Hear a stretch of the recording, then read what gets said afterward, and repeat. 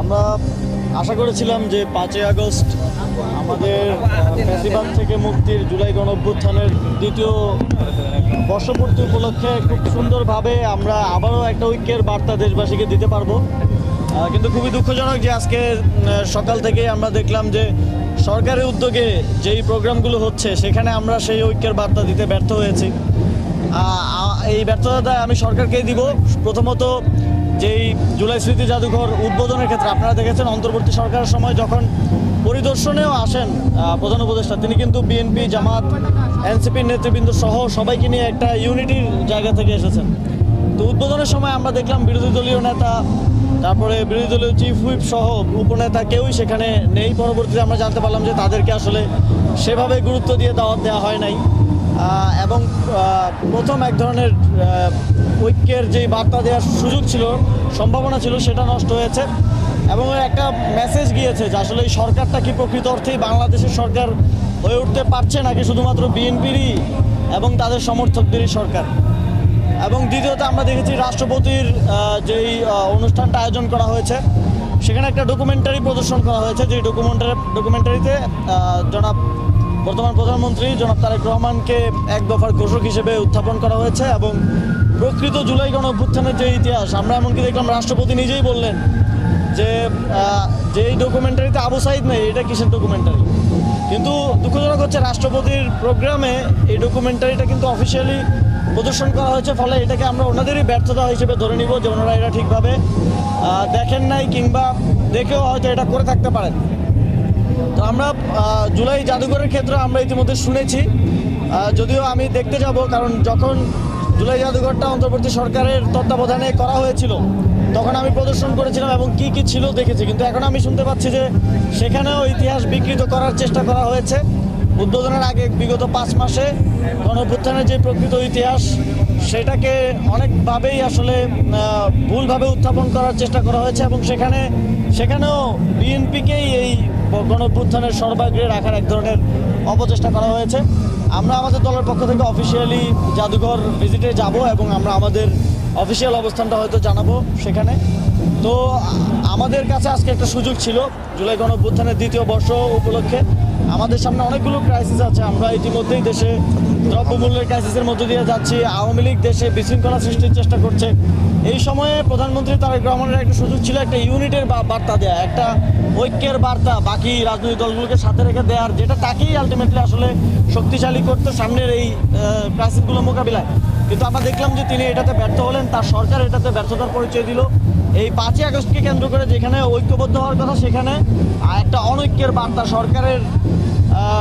সরকারের পক্ষ থেকে দেওয়া হলো, সরকার বিভিন্ন কার্যক্রমের মাধ্যমে দেওয়া হলো। তারপরেও আমরা আজকের এই দিনটিতে এই জিনিসগুলোকে স্মরণ করে শেষ করতে চাই না। আজকের এই দিনটাতে আমরা বাংলাদেশের জনগণকে 2024 সালের 5ই আগস্টকে আবার মনে করে দিতে চাই এবং তারা যেন ওই 5ই আগস্টে যেই ঐক্যের বার্তা নিয়ে এবং যেই নতুন বাংলাদেশ বিনির্মাণের বার্তা নিয়ে বাংলাদেশের মানুষ রাজপথে নেমে এসেছিল, এই মানিক মিয়া, এই সংসদ ভবন, এই গণভবন জনগণের দখলে ছিল, সেই বার্তাটা যেন আমরা আজকে দিতে পারি। সেজন্যই আজকে আপনারা দেখছেন যে এনসিপি পুরো মাসব্যাপী কর্মসূচি পালন করেছে। আজকে শেষ দিনে একটি কনসার্ট আয়োজনের মধ্য দিয়ে আবার ঐক্যের বার্তা দিচ্ছে। আমরা একটা বিষয় যেই সমালোচনা নেওয়ার ক্ষেত্রে যে সহনশীলতা, সেটা সরকারের মধ্যে অভাব রয়েছে এবং তারা একটা পর্যায়ে মাত্র 5 মাসের মাথায় তারা কথাকে কথা দিয়ে প্রতিহত করা বা রাজনীতিকে রাজনীতি দিয়ে চ্যালেঞ্জ করার পরিবর্তে তারা ছাত্রদলের গুন্ডাদেরকে বিভিন্ন জায়গায় লেলিয়ে দিচ্ছে। এনসিপির উপর হবিগঞ্জে, সিলেটে হামলা হয়েছে এবং এনসিপির আপনারা জানেন একজন ছাত্রশক্তির 17 বছর বয়সের একটা বাচ্চা, তার চোখ কীভাবে নষ্ট করে দেওয়া হয়েছে। এই ধরনের মর্মান্তিক ঘটনা আমাদেরকে দেখতে হচ্ছে এবং আমরা দেখলাম যে খুব রিসেন্টলি হল দখলকে কেন্দ্র করে ক্যাম্পাসগুলোতে একের পর এক সংঘর্ষ হচ্ছে।